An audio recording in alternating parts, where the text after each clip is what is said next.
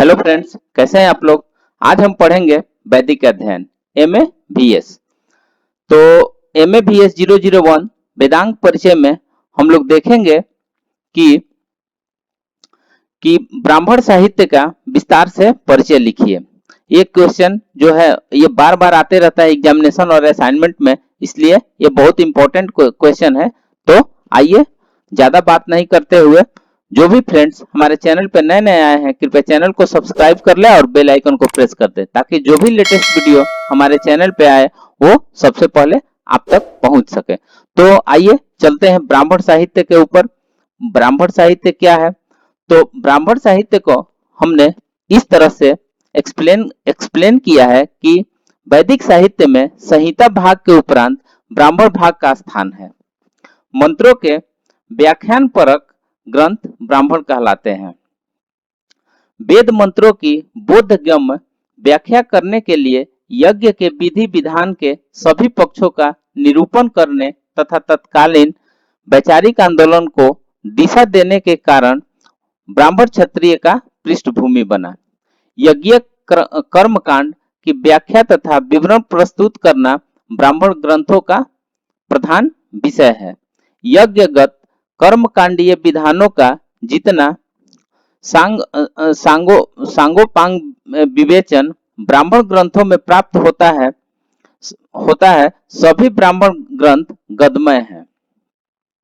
ब्राह्मण साहित्य में संहिताओं से संबंधित ब्राह्मण ग्रंथों की गणना की जाती है।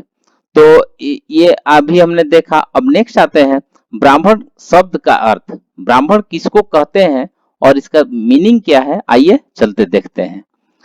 तो वैदिक ग्रंथों का वाचन ब्राह्मण शब्द नपुंसक लिंग होता है, जिसका अर्थ ब्राह्मणम होता है। यह ब्राह्मण शब्द से अप्रत्यय करके बना है।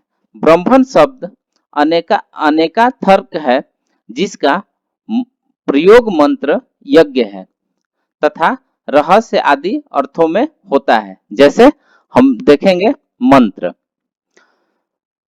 यज्ञ के विविध कर्मों को उनके अनुसार विस्तार के कारण ब्रह्म कहा जाता है। अतः उन कर्मों के विनियोग तथा मंत्रों की व्याख्या प्रस्तुत करने वाले ग्रंथ को ब्राह्मण कहते हैं। नेक्स्ट देखते हैं यज्ञ। यज्ञों के व्याख्या तथा विवरण प्रस्तुत करने वाले ग्रंथों को ब्राह्मण कहते हैं। नेक्स्ट है रहस्य। यदि वैदिक यज्ञ कर्म के भौतिक स्वरूप के साथ उसके आध्यात्मिक एवं वैज्ञानिक रहस्यों को उद्घाटित करने वाले ग्रंथ को ब्राह्मण कहते हैं। नेक्स्ट है संहिता तथा ब्राह्मण ग्रंथों में अंतर। संहिता तथा ब्राह्मण ग्रंथों के स्वरूप तथा विषय वस्तु में नितांत अंतर है, जिनको निम्नलिखित बिंदुओं के आधार पर समझा जा सकता है। पहला है स्वरूपगत भेद, दूसरा है विषयगत भेद, तीसरा है भाव तथा भाषागत भेद। आइए देखते हैं पहला स्वरूपगत भेद।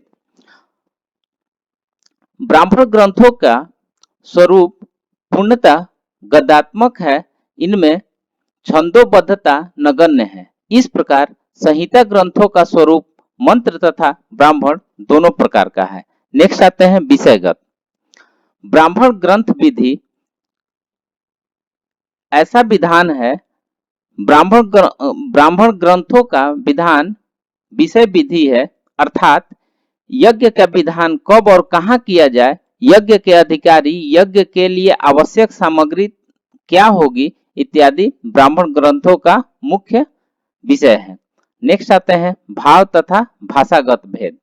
भाषा की दृष्टि से संहिता ग्रंथों की अपेक्षा ब्राह्मण ग्रंथों की भाषा सरल, सरस तथा रोचक है। नेक्स्ट देखते हैं इसका ब्राह्मण ग्रंथों का देश और काल। ब्राह्मण ग्रंथ का देश और काल इसको देखते हैं।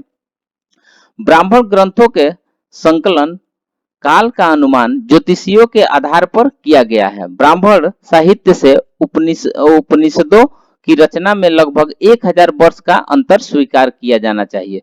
स्वरों से युक्त होने के कारण शतप्रथ ब्राह्मण अत्यंत प्राचीन माना जाता है। इसके द्वितीय कांड में एक एक अत्यंत महत्वपूर्ण ज्योतिषीय घटना का उल्लेख मिलता है, जिसके अनुसार कृतिया का उदय बिल्कुल पूर्व दिशा में होता है तथा वहां से प्रच्युत नहीं होती है। इस घटना की स्थिति प्रसिद्ध ज्योतिर्विद शंकर बालाकृष्ण दीक्षित के अनुसार विक्रम पूर्व 3000 वर्ष में होनी चाहिए। तदनुसार शतपथ ब्राह्मण का रचना काल 3000 वर्ष ईस्वी पूर्व है तथा ब्राह्मण युग 3000 ईस्वी पूर्व से लेकर 2000 ईस्वी पूर्व तक मानना चाहिए। प्राचीनतम होने से शतपथ ब्राह्मण इस काल के प्रारंभ में, अर्वाचीन होने से गोपथ ब्राह्मण इसके अंत में आता है। अब नेक्स्ट देखते हैं ब्राह्मण ग्रंथों की भाषा एवं शैली। ब्राह्मण ग्रंथों की भाषा सरल, सरस तथा प्रसाद गुण से संपन्न है। इनकी भाषा वैदिक संस्कृत एवं लौकिक संस्कृत को परस्पर जोड़ने का कार्य करती है। इन ग्रंथों की शैली प्रवाहपूर्ण तथा रोचक है। विविध आख्यानों के वर्णन में इनकी शैली की रोचकता सुस्पष्ट प्रतीत होती है। छंदों के बंधन से रहित होने से इनके भावों को प्रकट करने का पर्याप्त अवसर है, किंतु कहीं कहीं गाथा छंदों से मिलते हुए पद भी इनमें संकलित है। ऐसे पदों का प्रयोग मुख्य रूप से आख्यानों में दृष्टिगोचर होते हैं। तो फ्रेंड्स, ये अभी हमने देखा कि ब्राह्मण साहित्य में ब्राह्मण ग्रंथों की भाषा शैली। तो फिर मिलते हैं फिर फ्रेंड्स नेक्स्ट वीडियो में, इसी का पार्ट 2 में।